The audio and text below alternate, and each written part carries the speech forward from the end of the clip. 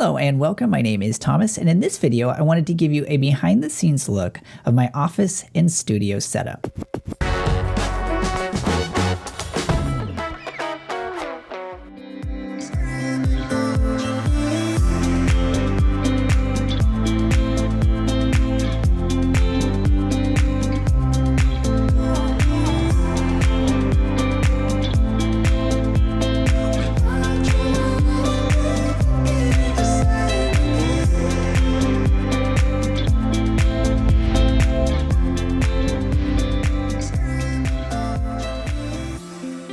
So it seems every week that goes by, we've got more people who are working from home. And so that leads a lot of people in search of ideas for how to craft their own really efficient and really effective working environment at home. So what I've currently done is I just have a room in my house that I have kind of converted into my office/studio. And so one of the things that I've noticed as kind of a trend as I've looked through a lot of the different kind of at-home work environments that people have created is that they are beautiful, right? So most of them look like they are something straight out of a catalog. But as I've looked at them, they're very simple. They've got like, a single monitor and a really small keyboard and a mouse and maybe a little plant off in the corner, right? And again, it looks beautiful. But I look at that as somebody who does video editing and coding and all these things in between, and I think I could never get any work done there. And that's just me. Maybe it's just my personal preference, but I have to have everything that I require throughout the course of a day. I have to have that at my fingertips. So everything from my planner to I've got 2 keyboards, I've got 3 monitors, I've got this microphone.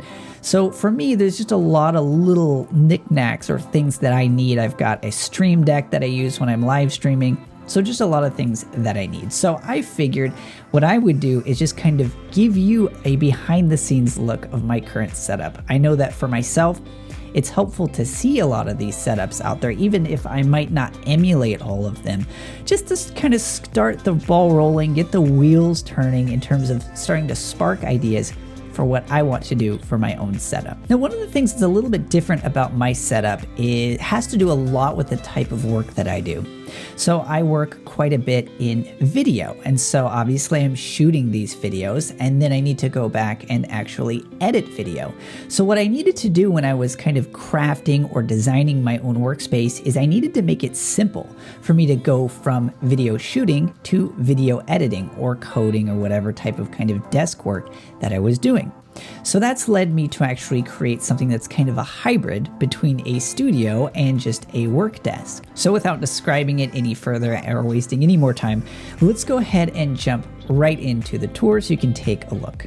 Okay, so here is where we're going to kind of start the free-formed tour. Obviously, you'll be able to hear that my voice sounds a little bit different, mainly because I'm using a different microphone, kind of with the handheld setup that I'm currently using, but it'll kind of help me be able to kind of walk around as I'm going through and showing you various things in my current setup.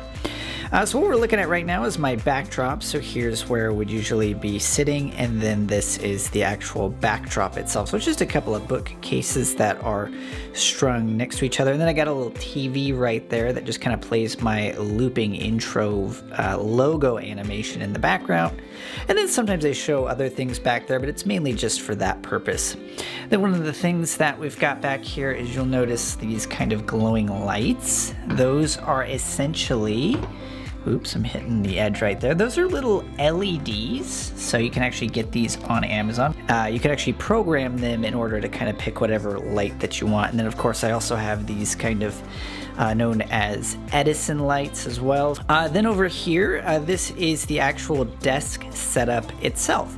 So quite a bit of things to show. So we've got, this is my chair right here. This is also a adjustable standing desk. So right here, you can't really see it too well, but that's where I would be able to actually adjust the size or the height of the desk. So I go back and forth between standing and sitting. This is the microphone that I'm currently using. I've talked about that quite a bit in the past. It's a Lewitt microphone. And then you'll see here I've got 2 keyboards. So these are mechanical keyboards. I really like them. They're very kind of clicky. And then you're probably not going to be able to see it too well because there's a light shining on it, but they've got a blue backlight, that sort of thing. And then for my actual setup for the computers itself, you'll see that These two monitors off to the center and to the left, those are actually what I use for my Mac. So the Mac is where I do pretty much the core of my work. I've got a Mac Mini, and so that's where I do all my video editing, all of my coding, kind of the workhorse, so to speak. And then the third monitor off to the right is actually a Windows machine. So I've got a Alienware PC, and my cables are a total mess, as you'll be able to see. But hopefully I'll be able to get those a little bit more kind of organized in the future. But yeah, so I've got that third monitor, and what I typically do for this is if I need any other kind of rendering, or if I need to play a video in the background, or if there's other kind of administrative tasks. So I've got Slack up right now, so if there's any other, or my email or Basecamp, I usually have that running on that Windows PC, and then that leaves my Mac open to work on whatever I need to work on there.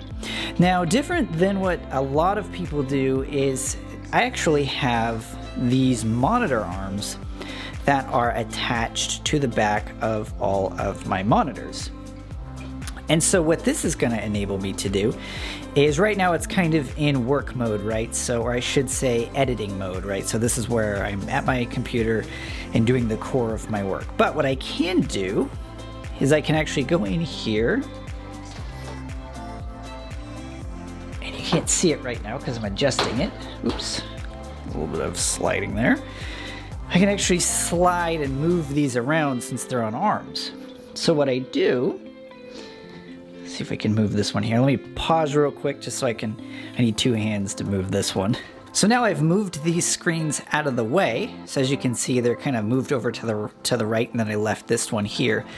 And obviously I'm using my camera right now, so it's not sitting here, but you'll be able to see on this little tripod is typically where my camera would be sitting.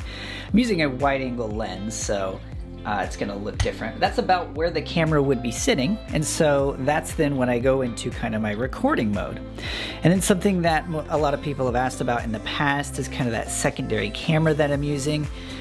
It's very similar to the camera I'm using now, which is a Canon 90D. This is actually a Canon 80D, and so it's set up on this automatic slider, so it slides back and forth. It's got a battery pack built into it. And so that's where I get my secondary footage, or B-roll footage, as I am shooting. So that's what it's going to look right there over the top of the monitor, and go from there. So here's kind of what it looks like from my perspective. So when I'm actually recording a video, a YouTube video, or from live streaming or something like that, of course I'd be sitting here, and then I'd be looking directly at the camera, which would show up right there in the middle of the screen. And up above, I've got a nice big light.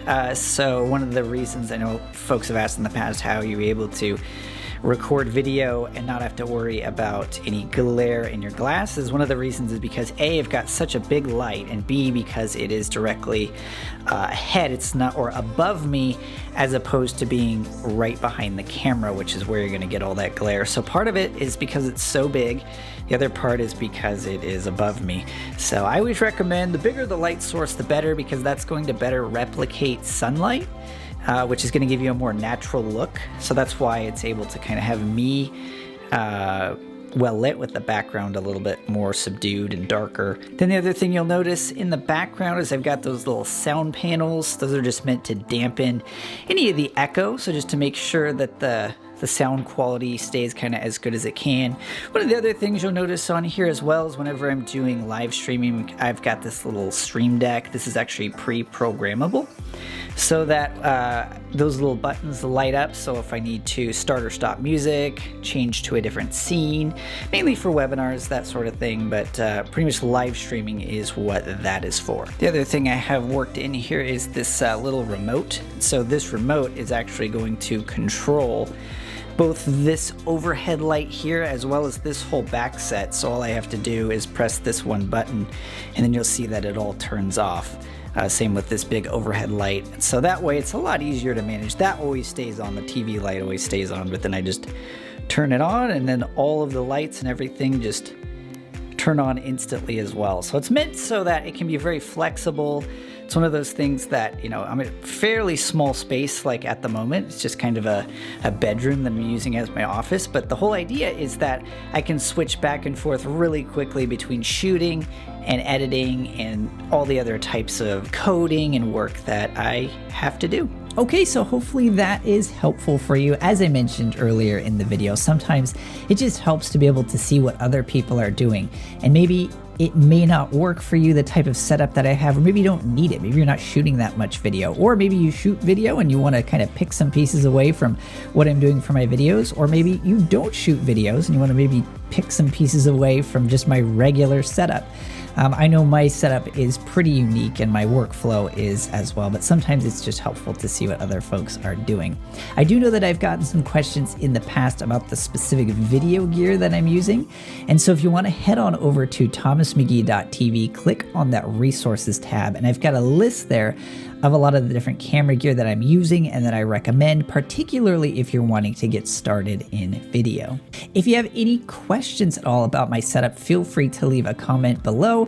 I'll probably be creating videos similar to this one in the future, but probably more specific to my actual workflows in terms of actually publishing or editing videos, or maybe some of the websites that I build, whatever that would be super helpful to you as you're designing and building your own workflows, or as you're building your own work environments. Feel free to let me know. I want to share those things with you and help in any way that I can. So as always, if you found this video helpful, hit that like button, subscribe if you're not already, and I look forward to seeing you in the next video.